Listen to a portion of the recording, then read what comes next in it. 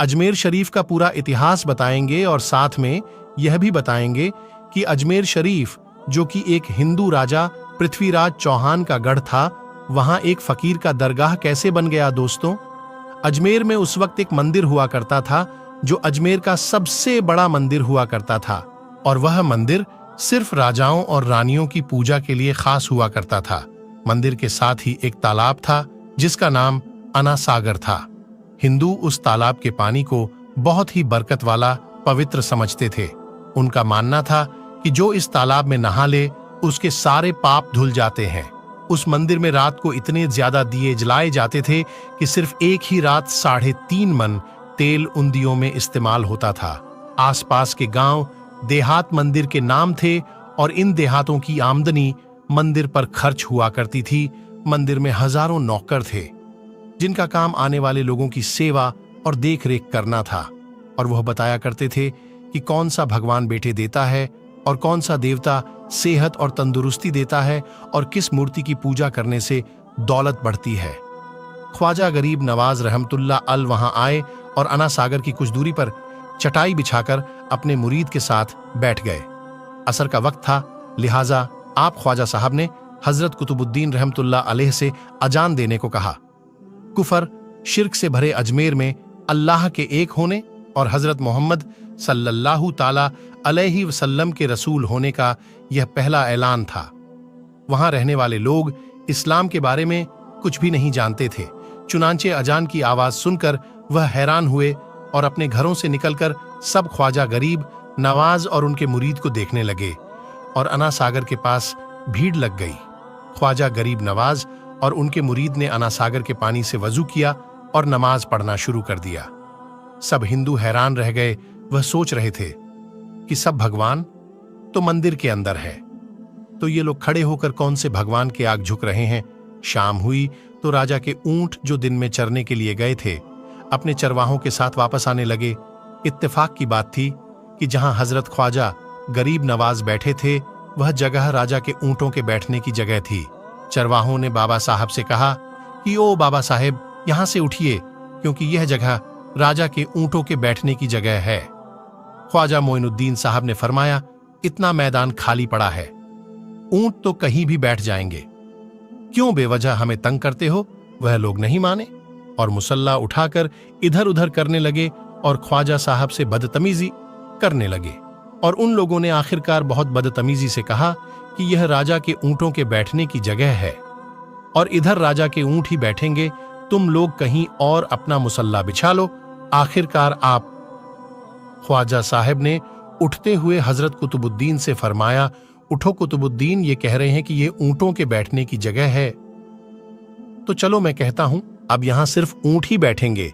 यह कहकर आप ख्वाजा साहब अपने साथियों समेत वहां से उठ गए, और अगली सुबह जब ऊंटों को चराने के लिए ले जाने का वक्त आया और चरवाहों ने ऊंटों को उठाना चाहा तो उन्हें पता चला कि ऊंट उठ ही नहीं पा रहे हैं। उन्होंने ऊंटों को मार मार कर जबरदस्ती उठाना चाहा, लेकिन वह बैठे ही रहे। चरवाहे परेशान हो गए कि जो ऊंट उनके एक इशारे पर उठ खड़े होते थे आज क्यों नहीं उठ रहे हैं। आखिरकार उन्हें याद आया कि कल उस बाबा ने कहा था कि चलो अब यहां ऊंट ही बैठे रहेंगे। लोग जमा होने शुरू हो गए। कोई कह रहा था कि फकीर कोई बड़ा जादूगर है, किसी का मानना था कि वह कोई भगवान का नया अवतार है। बात राजा पृथ्वीराज चौहान तक जा पहुंची कि एक मुसाफिर फकीर ने राजा के ऊंटों पर जादू कर दिया है। राजा ने हजरत ख्वाजा मोइनुद्दीन चिश्ती को खबर भेजा कि तुम कैसे फकीर हो जो बेजुबानों को बांध रखा है, ये बेचारे भूख और प्यास से मर जाएंगे, इसलिए मेहरबानी करके अपना जादू वापस ले लो। ख्वाजा साहब ने फरमाया, हम मुसलमान हैं और मुसलमान बद्दुआ नहीं करते और ना जादू करते हैं। ऊंट जिसके हुक्म से बैठे थे उसी के हुक्म से खड़े हो जाएंगे। अब जो जाकर चरवाहों ने ऊंटों को उठाया तो पहली बार में खड़े हो गए। गैर मुस्लिमों की दिलचस्पी इन मुसाफिरों में बढ़ने लगी। अब 5 वक्त की अजान होती और नमाज अदा की जाती। आखिरकार राजा तक यह बात पहुंच गई और उसको शिकायत की गई कि राजा साहब जो फकीर आए हुए हैं सब के सब मुसलमान हैं। 5 वक्त अजान देते हैं और हमारे पवित्र तालाब में हाथ मुंह धोकर गंदा करते हैं। हमारे धर्म के खिलाफ बातें भी करते हैं और कहते हैं कि यह मूर्तियां पूजने के लायक नहीं, ये तो सिर्फ एक पत्थर है, इसलिए इन्हें यहां से उठा लिया जाए। राजा पृथ्वीराज चौहान ने फकीरों को खबर भिजवाया कि तुम लोग गोश्त खाते हो, हमारे धर्म के खिलाफ बोलते हो और तो और हमारे पवित्र तालाब को अपने हाथ मुंह धोकर गंद करते हो, जो हम कतई बर्दाश्त नहीं कर सकते। इसलिए तुम्हारे लिए अच्छा होगा कि तुम यहां से चले जाओ।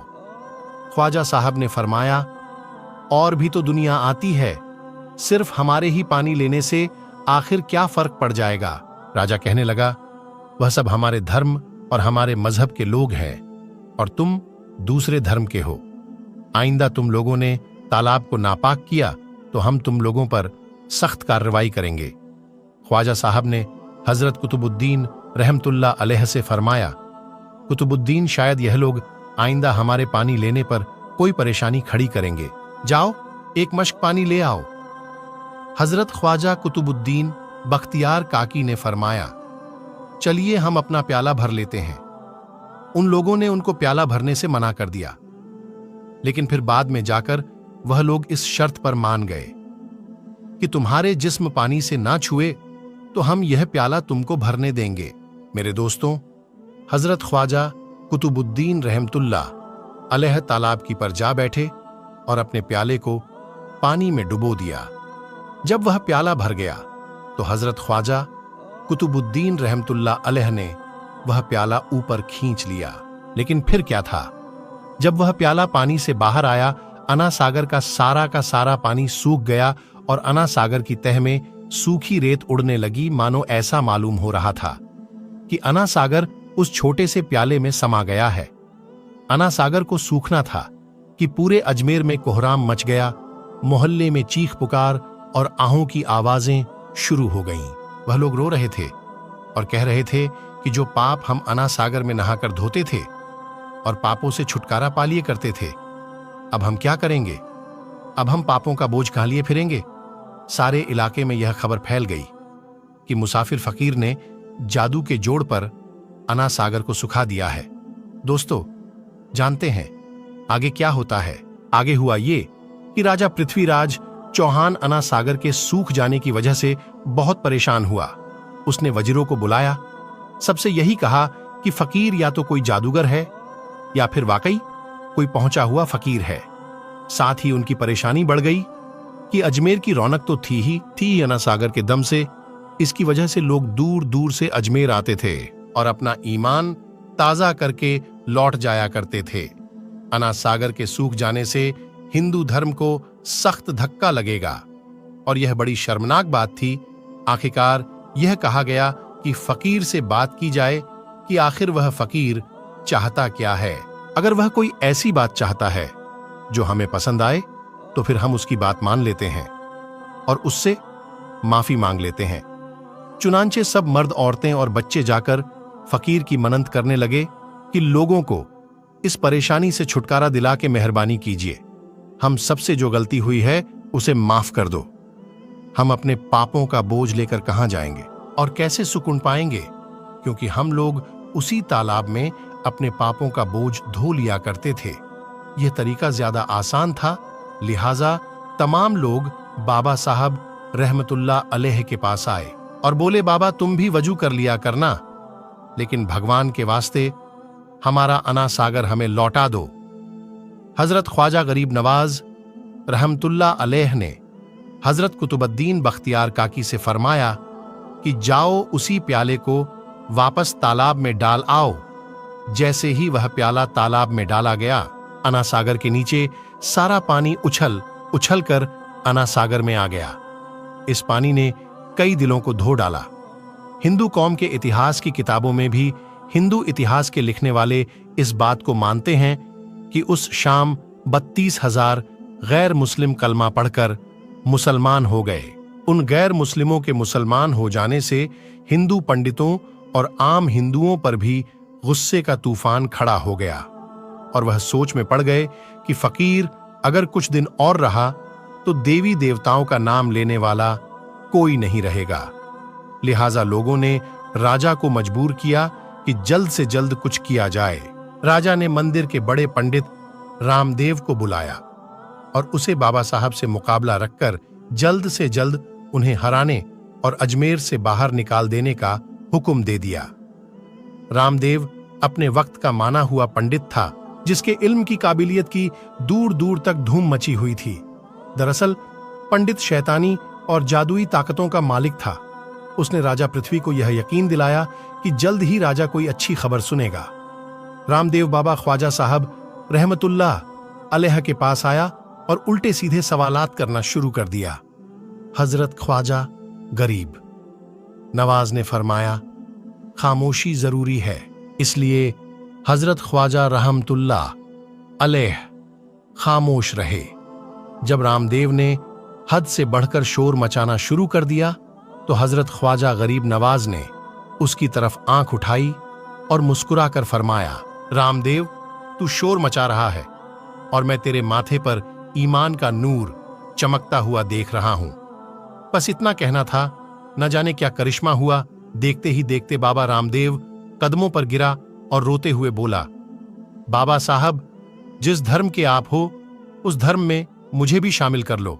सब लोग जो मुकाबला देखने आए थे सब हैरान हुए और बाबा रामदेव जो बाबा को हराने आया था खुद ही मुसलमान हो गया।